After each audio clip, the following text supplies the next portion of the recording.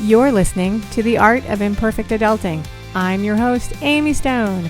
Here, I share stories from real people navigating the adventure that I call adulting. Are you ready? Me too. Let's do this. Hello, friends. In this episode, I'm going to introduce you to my guest, Becky Mollenkamp. We talk about a time of really intense transition in her life when a relationship ended, a family member died, and she changed careers. That is a lot for anybody to go through in a short amount of time. And yet the other side of that is that many people will have times in our lives where this is sort of the exact situation that life throws at us. Becky shares the backstory of what she experienced, the choices that she made that she was aware of at the time that she had, the decisions she made as she walked through this very difficult season, some good, some not so good, and how it eventually all worked out and what life looks like today. I also get to talk to her about running, which is super fun for me. So I think you're going to love this. So let's do it. Welcome to The Art of Imperfect Adulting. Becky Mollenkamp, are you ready for a fun chat with me today? You know it. Thanks for having me.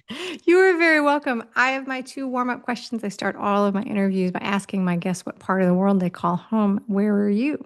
I am in the middle of the U.S. in St. Louis, Missouri. Home of the arts. Share. Oh, well, I just gave one thing, but what's one thing you love about St. Louis, or at least you enjoy? Well, it's not the Arch. In addition to my family, I think I will go with the St. Louis Cardinals. I have been a lifelong fan, love going to a game on a nice day, which there aren't that many here, but when there is, it's no better place to see a ball game.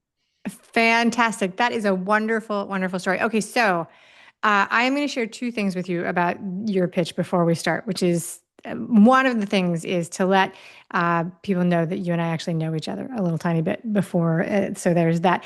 You get a gold star for following the instructions and submitting a concise pitch. So in my instructions, I'm like, hey, give me 1 to 2 sentences. And everybody on the planet is like, here's 6 paragraphs. You did really give me 2 to 3, like a sentence and a half. And you put so much in there that it was really, really good. So you do get a gold star. I love gold stars, so thank you. You're very welcome. Second thing, you and I are on Zoom probably once or twice a month because we do some other stuff together. And I learned more about you in this 1.5 sentences as a person than I knew from all of those conversations. And I find that very charming. That's shocking to me. It It just really shows is. it shows that we're not having that kind of conversation. We're going to talk about a time in your life where everything got turned around, like a really a clean slate almost kind of moment. Job, relationship, and family, big upheaval and change. This could be a country song. Are you ready to do that? I am ready. My life definitely could be a country song, and I think my name really fits that. Becky feels very country. It does. Or what? How do they classify John Mellencamp? Because he's not country. Is it country? Is he? There's rock. It's like rock, yeah, Rock. Americana So rock. I think that is it. Americana. I bet you that is it. All right. So generally speaking, let's set the time frame. When was this period of upheaval in your life? Like how many years ago? How old were you? I can give you a very specific date. July 4th, 2010 is the date that will live in infamy in my life where I can identify specifically where it was like everything changed. But the year or so leading up to that, and then obviously the few years following that day, were all a time of serious change for me. All right. So it's been about 15 years. Yeah, I guess 16 so. years, 16 years. All right. So, well, 15 and a half.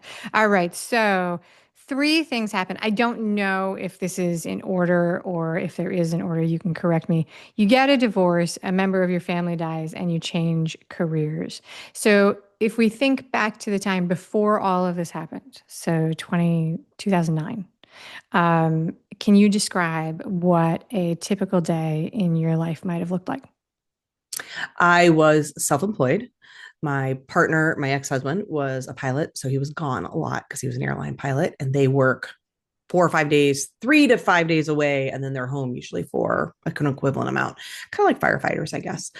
So I had a lot of alone time, which I, as an introvert, loved. And then, the time that we would spend together was very like intense because we would be together all day when he was home. And I was self employed. I was a writer slash producer for magazines. I had come out of working at Better Homes and Gardens magazine, continued to do freelance work, both writing stories and then also producing photo shoots and content you would see. And this is when they had this thing called magazines, kids, where you would actually flip paper pages and look at photos instead of just clicking buttons online. And things had started to shift with that online movement. And so things were radically changing very quickly. It was also the heels of the '08 recession, which where I was living in the Midwest hit a little later. So that was starting to really ramp up. The house, we had just built a custom home in 2007.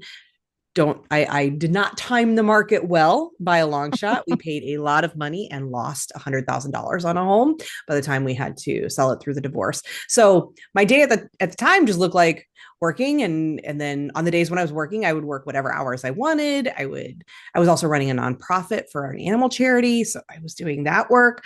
And then on the days when I wasn't working because my partner would be home, it was doing whatever. Listen, I had a lot of money at the time. Like, this was a very different time in my life. I had lots of disposable income. I was driving a cherry red BMW into my custom home with walnut floors and all the bells and whistles on that, traveling whenever I wanted. Life was really good. My partner made a lot of money. I was making six figures up until right around that recession started to hit, and bloggers started to change the world of publishing. But up until like the edges of that point, life looked really good. I kind of did what I wanted. I didn't have kids. Very Had cool. lots of money. Lots Yeah, of money. Very good. So you were in journalism. I was. And you were in magazine because like print Well, journalism, we used to I started in newspapers. So right out newspapers. of Okay. school, I worked at a daily newspaper in California. I worked at the Napa Valley Register. Shout out to the Register. They're still trying to, truck Keep along going. these days. I mean, if you want to know the truth, right out of college, I got a job at the Carmel Pine Cone. People know of Carmel because of Clint Eastwood. He was the mayor for a while. Carmel was and probably still is one of the most expensive places in the United States. And they paid me $8,000 out of college. Now, granted, this was a different time, but the truth is, cost of living hasn't changed that dramatically since then. And I was making literally almost nothing. I had to live in Salinas over in the part of across the valley where they were doing all the farming. It's like, it smells like garlic all the time because of all of the farming. So that was my first job. I lasted 3 weeks because they fired the other two reporters a week after I got there or 2 weeks after I got there and told me I would now be doing the work of all three people with no pay raise. And I was fresh out of college thinking this was going to be the job. So I quit that job, moved back home, tail between my legs. Then I got a job at the Napa Valley Register, working at a daily newspaper, making, I think, 18,000. So it was still nothing, but it was more money. And I lasted a year there. It was fantastic. But at some point, it was like the cost of living in California for a Midwestern girl was just too much.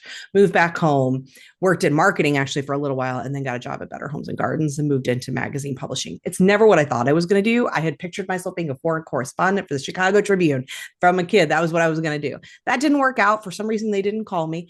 And so I ended up working in magazines, and I really loved it. Actually, it was fun. It was so cool to like see a set come to life and to help create something and photograph it and all of that. But the world radically changed and print died, and I didn't want to go into broadcast. And Yeah. so, yeah, the move then looked like going into marketing because it was the next logical kind of shift. So I feel like I should repeat those words back to you on a weekly basis. I didn't want to go into broadcasting, but that's a conversation for another day. Well, I know. And you know what? That's so funny because I didn't want to go to broadcasting because I didn't want to do like TV, but now podcasting might as well be TV, right? Because we got to have a video, we got to be on YouTube. So yeah, here we are. I mean, when you said that, I was like, that's pretty funny. That's pretty funny. Those words came out of your mouth. All right. So three things happen. All right. So sometimes I categorize the conversations I have because I try to talk to people about choices and changes. And sometimes I will try and categorize these things into things we choose and things we don't. And we've got three things on the list of things we're talking about today. And I'm not sure where we would do that. So how long were you married? And would you say that the divorce was your choice or something that happened outside of your choice? 10 years. Definitely my choice. My ex would agree with that. Okay. I cheated. So Okay. I'm always very like, again, open book. I know that's not the best choice, not a good choice. It was a choice I made that I wish I hadn't. It was a choice in a moment of sort of desperation of thinking, I don't know what to do to save this because I was really unhappy and couldn't express why. So I made a bad choice that then led to the choice at the end of my marriage. So that was definitely a choice. The Okay. death clearly was not Clearly my not a choice. choice, right? Yes. And Clearly changing not my a career choice. became felt like less of a choice because of the market impact and everything that was happening in the industry. But it was, I mean, it's still a choice, but it was a choice that felt a little less like I had a choice. Yeah, exactly. No, there was probably a million choices in Yeah. there minute to minute, but not probably the choice of, hey, what do I want to do? Mhm. What year did you come out of school? What year did you work in Carmel?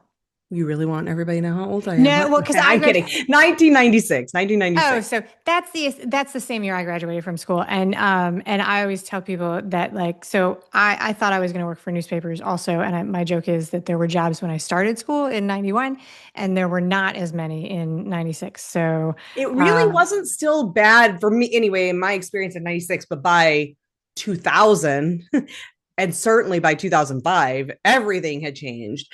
But when I started my job at Napa, they still didn't have pagination. Pagination came along while I was there. We got email while I was there. Like they were still doing the good old the good old yeah, pasting. the Yeah, layout, remember yeah, that? Well, I when I do, first arrived. And so in that one year, they went from the old fashioned like pasting and printing in the back to like, and not having a website, not having emails, nothing. We barely had computers just for word processing. And in that one year, all of that shifted. We went to full pagination. We had email addresses. Like we had to get a website. Like everything shifted. It was very poor timing, my choice yeah. of career field. I mean, ultimately it still serves me, which is funny because even as a coach, as a podcaster, podcasting, it's obviously a more direct link, but even with coaching, I think journalism skills, it's the art of asking questions and listening, as you well know. Yep. Those are things that serve you almost anywhere.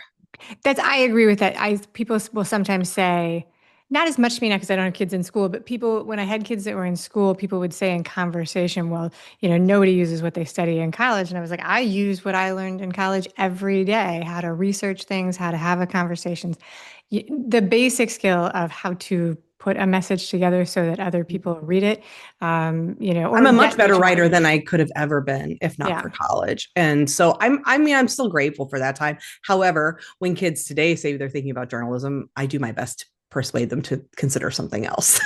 I actually So have a couple friends whose kids did go. I have a neighbor who studied journalism, and I was fascinated by it. And I would pepper them in the driveway. And after several conversations, I was like, I just need you to know that I'm not like obsessed with your child. I'm super curious it's a different world what the degree with, looks like now. and Yeah. now AI and everything else. But anyway, I Exactly. know we're Yeah, going no. off course. So there you go. Well, but that's kind of the point. Okay, so death can be so it was your idea to get a divorce. That's a common divorce and relationship change are a really, really common topic on the show and also fairly common, not always, but is the I was unhappy, but I didn't know what to do and what were my options. And so you're not alone with that at all. Death can be a tricky subject, and no matter how much time passes, and you don't have to share, Oh, I'll share whatever I want. I've your talked about it a death. lot. My brother died of a heroin overdose July 4th, 2010, which is Okay, why I say that's the date everything that's the changed. day. Leading up to that, my husband and I had already cheated. Our marriage was already in a precarious place. We were doing some counseling, trying to decide what would happen next, still with the idea that we would try to work things out. The moment my brother died, I know internally anyway that all options for that ended because I had that moment that I think so many people can have. He was my younger brother by 5 years, so he was 30 when he died. He left behind a couple of kids. It was very difficult, and it was that thing that I think so many people know, which is life is too short to do anything that doesn't feel right. And I was like, why am I trying to save this thing that I knew that I wasn't happy? I couldn't explain why. Being unhappy when everything looks good on paper is really, really challenging because everyone in your life is telling you you should be happy, you should be grateful. What's wrong with you? Making it like this personal problem. And I felt that. I mean, my best friend at the time was like, what's wrong with you? Yeah. Like really blaming everything on me, which was an easy thing to do. I had cheated, so it was an easy sort of out to be like, well, you cheated, so you're the bad guy. And I was the bad guy because of that. However, I hadn't been happy for a year leading up to that. And I couldn't articulate why because I didn't have I had, like I said, a life that looked so good. I had all the bells and whistles. I had everything that would make a person happy. I didn't have stresses. I didn't have a horrible boss. I was my own boss. Like there was just really nothing I could pinpoint, and I wasn't able to articulate it. So I was sort of guiltily saying, I guess I have to figure out how to make this work, right? Like I had this feeling of I made this bed, I have to lie in it, which I think a lot of people know that and maybe have even had explicitly told to them. I know Yeah. so many people who've actually had that said to them. And I was in that place until my brother died. And that was the wake up call that I needed to say, no, I may have made the bed, but I can make a new bed. Like this, I don't have to lie in this bed just because I made it. I was only 35. I mean, in my mind, I was like 70. Like I felt like that kind of like place in my life, but I'm like, I'm too young to say that I'm going to settle and the rest of my life has to look like me trying to make things work in my life. If I'm not happy, I'm not happy. And I'm allowed to just not be happy without having to even be able to tell anyone why, for it even to make sense to myself. That was really, really, really, really hard. But the death, I mean, obviously I would take my brother back in a heartbeat, but I am grateful every day that I got that lesson from that, right? That is something that came out of it for me, was that I got that wake up call that I don't know I would have had otherwise. My good girl conditioning ran deep. Talk about love and gold stars. I was a good girl. I did everything I could to be a good girl. And as convoluted as it sounds, in my mind, cheating was a way for me to continue to be a good girl, because I was like, if I can just try to solve this in some other way so that he doesn't have to know about, and I can still figure out some way to make this work, then I can still be this good girl who gets to say like, all right, I'll continue to lie in this bed. And yeah, I realized I don't have to do that. Like I get to make my own rules for my life. And I don't think I could have done it without my brother's death. So can I ask, and if it's too personal, you can tell me to bug off. Like, was your brother struggling with substance use Oh misuse yeah. that you guys knew? So you guys were Oh yeah. living through like the family of, Decades since he was 12 at least. I mean, that was at least when we started drinking, and had escalated over time. So he was 30, so for more than half of his life. And all of, I mean, I that call was both not surprising and a complete shock, right? yeah, It was, I when I heard, as soon as I heard my dad's voice, it was like I knew, and yet I was in a complete state of shock. I had always known, like deep down, I always knew my brother was not long for the world. Like I knew he probably wasn't going to make it. And that was hard because I chose tough love and my parents did not. And that created rifts between us. It created obviously rifts with my brother, with my nieces. Like it was a very challenging thing to protect my own mental state. I could, at some point towards the end of his life, I had to remove myself largely from all of their lives. I couldn't be involved in it anymore. It was too painful. yeah. And what I learned from that too, by the way, for anybody who's in that boat, my mom and I both eventually, we're much closer now. We both realized it didn't matter whether we chose tough love or didn't. Both of us felt guilt about it later. My mom wrestled with, maybe if I had been harder, if I tried, been tougher, all of that, maybe it'd been different. I wrestled with, I practiced that tough love, and then I didn't get to like be with him at the end of his life, and we had a strained relationship at the end. Neither of us felt good. So there's freedom in knowing that. And I think we both got some freedom from that, to know that it didn't matter. Ultimately, it was his addiction and his problems. And, the saddest part of it was when he died, when he was overdosed, he was waiting for a bed at a rehab center. Would that have Mm, been the thing that would have saved him forever? I don't know. He had nobody been to knows. rehab more than once. So it wasn't like that would have been the first time. But it is awful. And just not to get way political here, but just to speak to the problems in America, that we have a mental health crisis, we have a drug crisis, we stigmatize drug use, We do. which is very, very interlinked with mental health issues. My brother was bipolar, Okay. and there is not enough care, and there are people dying every day, especially at the height of the opioid crisis, which is still continuing. My brother was always the hipster, and he died sort of at the beginning of that, like of attention coming to the opioid crisis. But he died waiting for a bed, and it happens every day. It happens Yeah. every day in America, that people are trying to get help and can't, and die. And so yeah, Do you know the book A Beautiful Boy? I do, and I have read it. Have you read the updated version? No, I have Have not. you heard what is in the update? I'll tell you, it's not like, I mean, No. okay, so you talk about like systemic troubles with mental health and Yeah. resources and things. As an example, that family is very educated and had a lot of resources, financial, education, high publicity, right? They had a lot of help. With all of that, they had a movie made out of it. After all of that, the recent update at the very end is a note from the father, where they finally went to a doctor who was like, "Hey, could you be bipolar?" Mm. And finally, after all of that, that was the connection. And he is, it's not an instant fix, but I mean, 15 years of in and out of the system, and nobody ever put that together.